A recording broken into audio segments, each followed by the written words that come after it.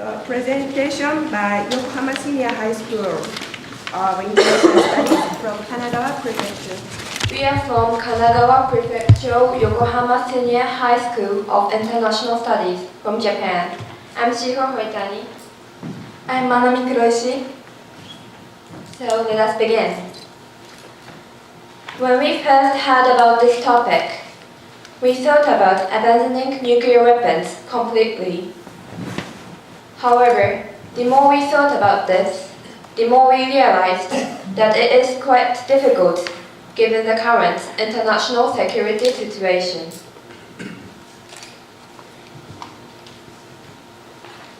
President Obama said in his speech in Prague on April 5, 2009,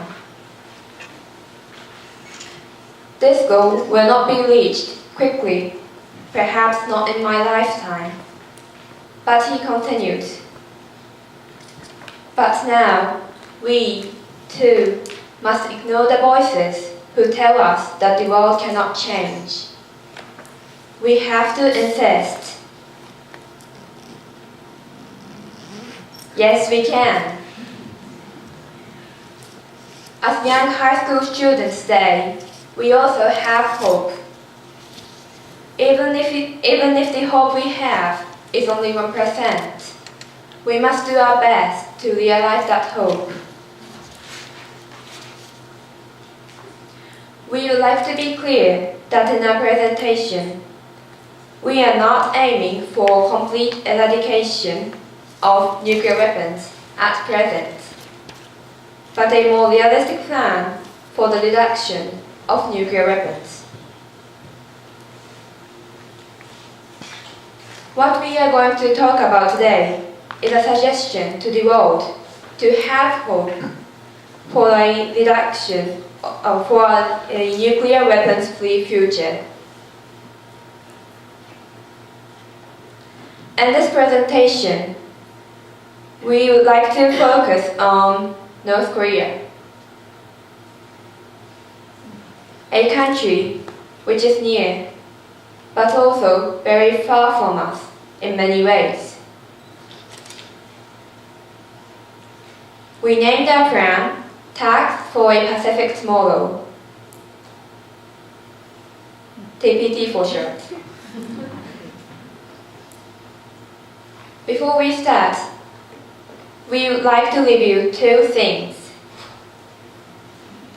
First thing is about the importance of nuclear safety. On March 11, 2011, Japan experienced a huge earthquake and tsunami, which led to the Fukushima nuclear power plant disaster. It is clear that when nuclear accidents happen, even a technologically advanced country like Japan struggles to control the situation. So, the same will be true for all developing countries, including North Korea. Next, we need to think about the reasons why nations develop nuclear weapons, although they know they are very hazardous. It is because they believe that having nuclear weapons can prevent wars, the concept of nuclear deterrence. In reality, we cannot eradicate nuclear weapons completely under the current international security situation. However, making efforts to prevent the spread of nuclear weapons and decrease the number of them is still important, because nuclear weapons can cause tremendous destruction to all living creatures. Now, we would like to tell you about the recent situation in North Korea.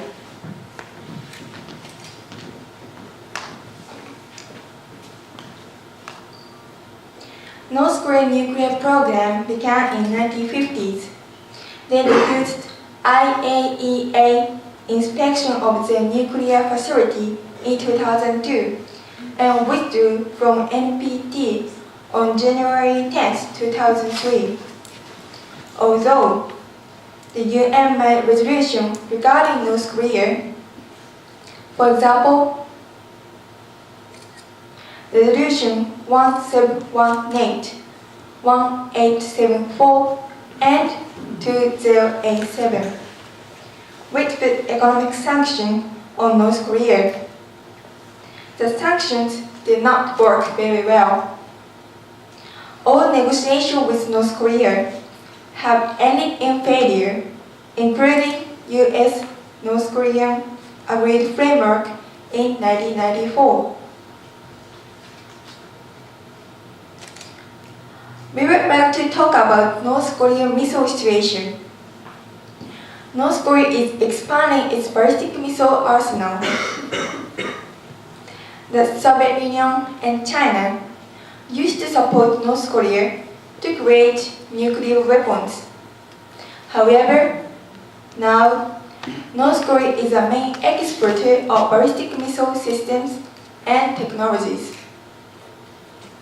North Korea exports nuclear weapons mainly to developing nations, especially in the Middle East and South Asia. They used to export missiles to countries such as Egypt, Iran, Libya, Pakistan, Syria, and Yemen. After North Korea was sanctioned by the UN, most of those countries stopped importing missiles from North Korea. Iran and Syria remained as customers of North Korea. In April 2008, US intelligence found a Syrian facility which was deemed to be a nuclear reactor. In November 2012, it was aware that North Korea was selling such graphite bombs to Syria. North Korea is currently deploying short-range and medium-range missiles. Short-range ballistic missiles are called Scud, Soviet Union type, and their medium-range ballistic missiles include Musudan and Nodon. Since 1998, North Korea has been carrying out tests on medium-range missiles. A test for the medium-range ballistic missile, Typhoon-1, for the purpose of putting a satellite in orbit, put in August 1998. The first flight test of North Korea's longest-range missiles, Typhoon-2, also failed on July 5, 2006. In April 2009, Typhoon-2 missile was tested again. From this test, it is clear that the Typhoon-2 missile is capable of reaching the United States. If this missile were to be developed as an ICBM into continental ballistic missiles. In April 2012, North Korea launched the Yonhwa-3 rocket, saying that this was to place a laser satellite in orbit. The result was another failure. But shortly after this test, December 12, 2012, North Korea again tested on Yonhwa-3. And this time, according to the Korean Central News Agency, it was successful.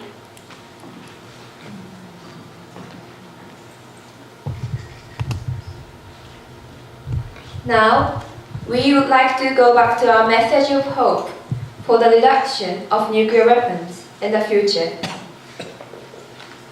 Our plan is called Tax for a Pacific Tomorrow.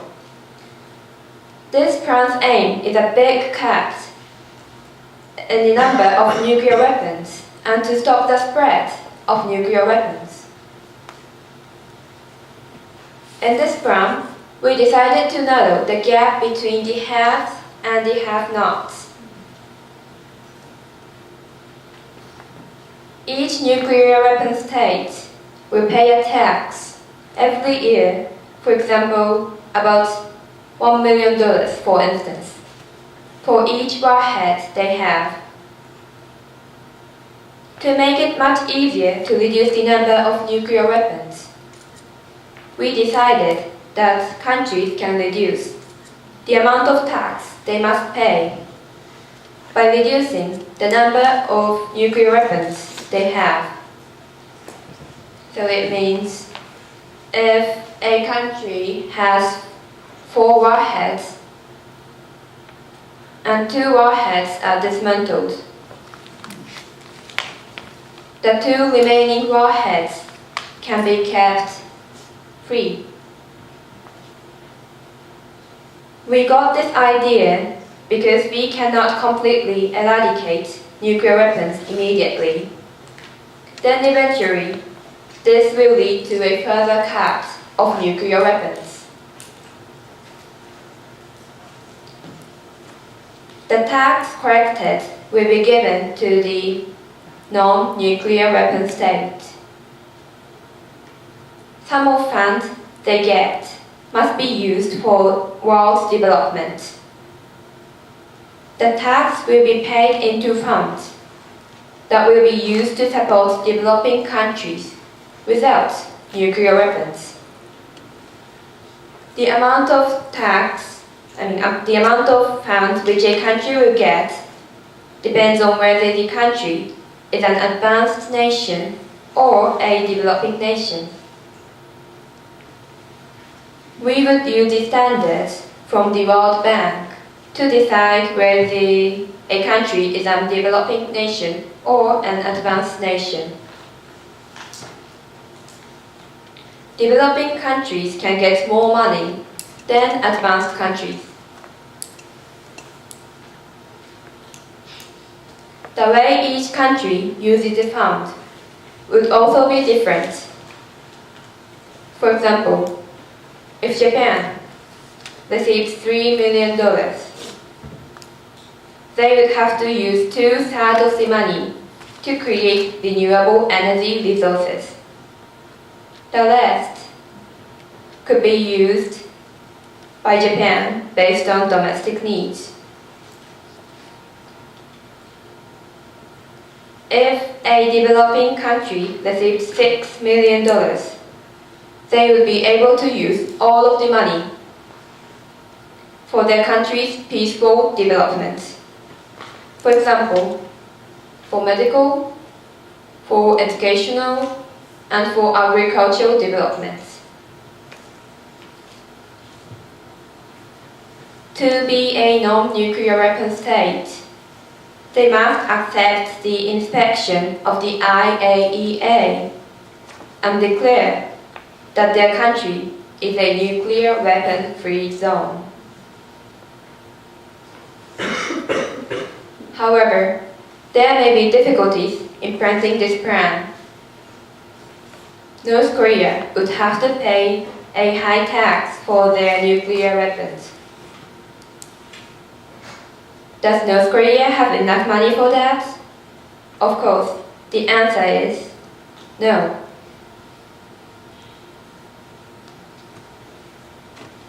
So, in order to provide an incentive for North Korea to join the Tax for a Pacific Tomorrow program, we would like to initiate the regional 6-party talks again, and to persuade North Korea to become a non-nuclear weapon state. The 6 countries are the USA, North Korea, Japan, China, South Korea, and Russia.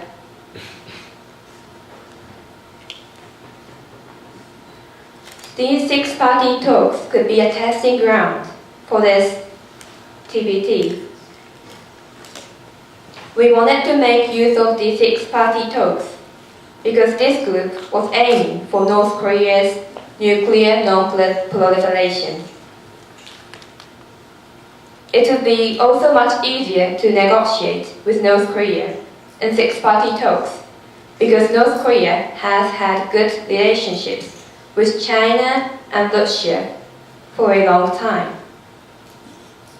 These six-party talks could be the very first step for the spread of TPT to all around the world.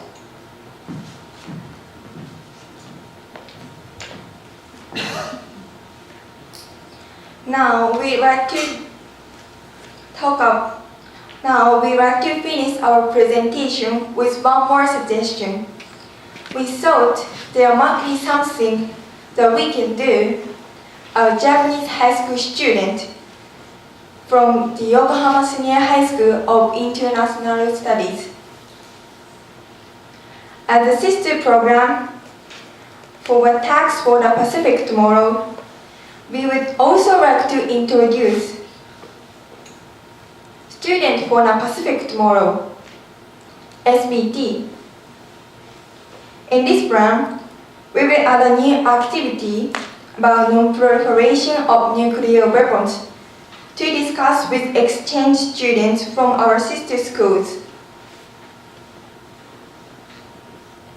We will give a presentation to those high school students. We want to share our opinion with foreign students. We will have a panel discussion involving foreign students around the world. And let them have a chance to discuss nuclear issues. By doing this activity, we will be able to attract more attention from young people to this issue. To achieve this plan, we will first make a document for students who will participate in this exchange. This handout will describe our experiences at CIF and contain information about disarmament, nuclear non-proliferation, and the current world news. We will also talk about this idea with the teachers who take part in the exchange programs.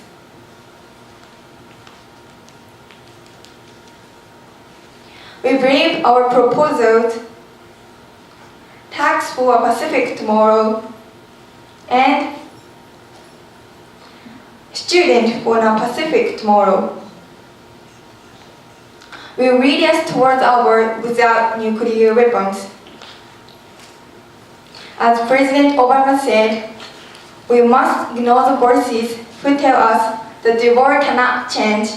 We have to insist, yes, we can.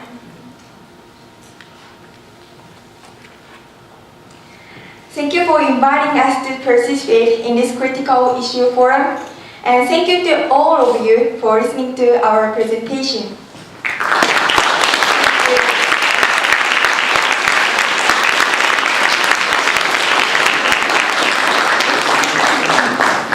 So, is there any questions or yes, please. Hi, my name is Fred Whalen. I'm an adjunct professor at the Monterey Institute and a fellow of the Center for Non-Proliferation Studies. And so here's my question. Of the 9 states that are known to have nuclear weapons, only 2, the United States and Great Britain, have announced exactly how many weapons they have, and one of them, Israel, does not even admit officially that it has nuclear weapons. What system of accounting and verification would you recommend to provide an exact count of the number of weapons that exist so you could levy the SPT, or excuse me, the TPT?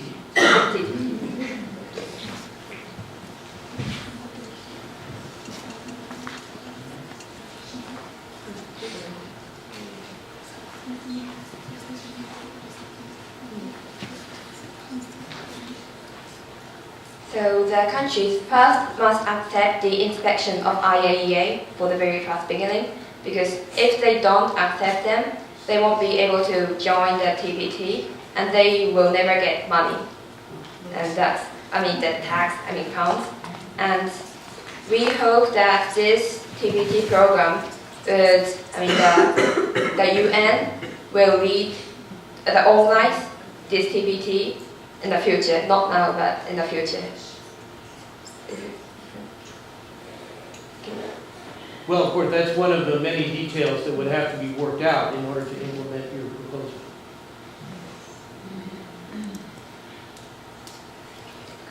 Any other question?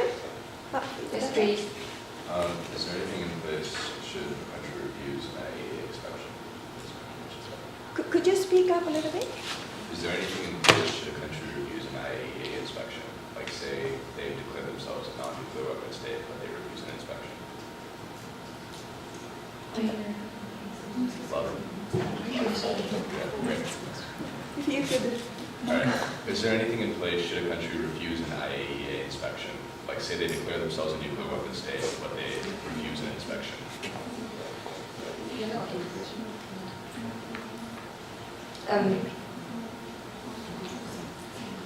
Well, if they don't, if they lie, if they don't accept the inspection, they won't be able to join and they never get money, the pounds, so they can't develop their countries. And their country will be weaker, weak. And I guess this is not what they want. They want their country to be stronger, so we hope many countries will join and accept the inspection. Please. Thank you. I really enjoyed the presentation and I think idea is great. So my question is, what is the incentive for nuclear weapon states to join this program? Because they pay tax. Why do they have to pay tax? Because our system doesn't exist and they have to pay tax, right? What is the incentive for them to join? Or what do you think, how you bring them into the program?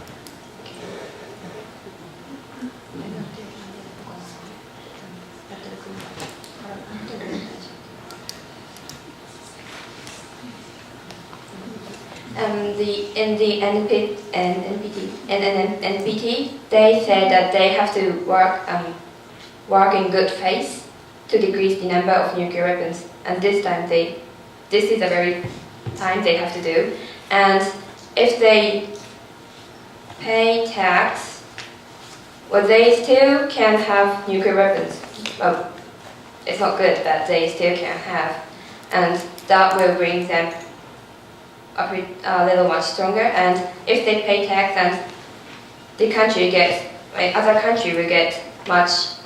The other nations will develop, and the world will be much peaceful. They don't get any attack from terrorists if the country get peace, and that is their merit to pay tax, I guess.